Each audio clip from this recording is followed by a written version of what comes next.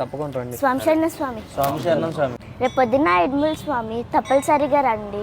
అలాగే స్వామి శరణం స్వామి. స్వామి శరణం స్వామి. స్వామి శరణం స్వామి. రేపు పొద్దున్న నా ఇడ్ముల్ ఉంది స్వామి. అవునా? రేపు తప్పనిసరి రావాలి. కంపల్సరిగా వస్తాను స్వామి.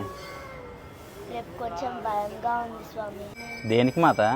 అంటే శర్మలు వెళ్ళడానికి కొండలు ఎక్కాలంట. అవును, కొండ ఎక్కే ముందు పంబలో స్నానం చేసి ఇరుముడి మళ్ళీ కర్పూరం హారతి ఇచ్చాక స్వామియే శరణమయ్యప్పని కొండ ఎక్కాడమే.